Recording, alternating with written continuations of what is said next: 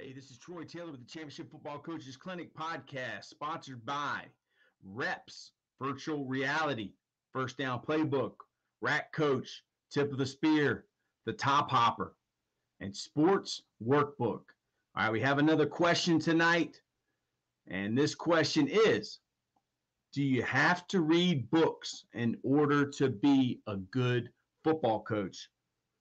The guy that asked me this said that when he was on a college job interview, the coach that was interviewing him asked him what was the last book that he had read.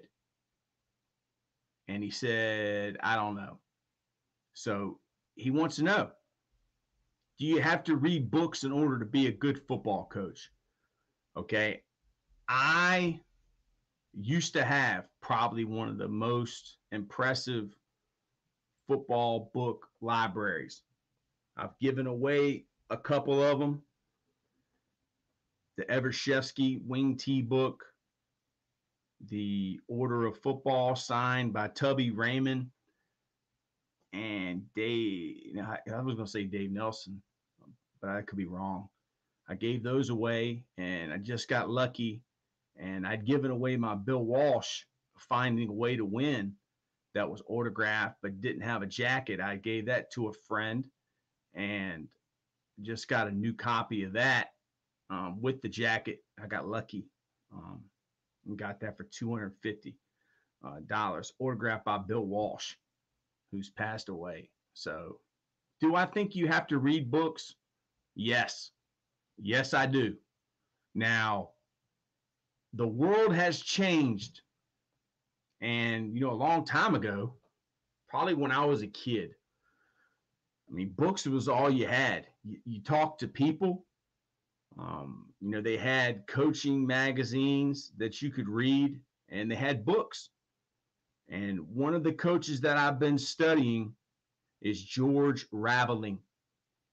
And he was, if you've seen the movie Air, he's the guy that met Sonny Vaccaro in the restaurant who coached Michael Jordan in the '84 Olympics. And I've been listening to podcasts of him and George Raveling, Coach Rav. He has a library of over 5,000 books, and he reads more books than just coaching. He said one of the things that Lefty Driesell taught him was you read the sports section last in the newspaper.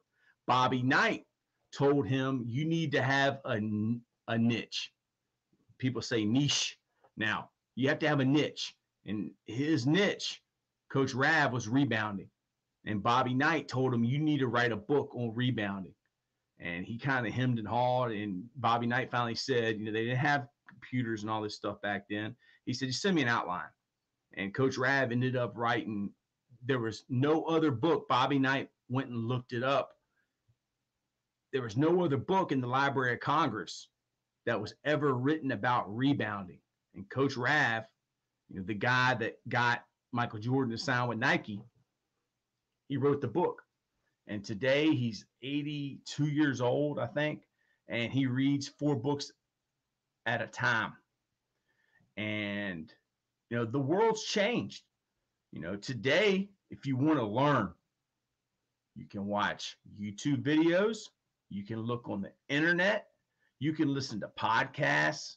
You can Zoom call with people. So do you have to read books? No.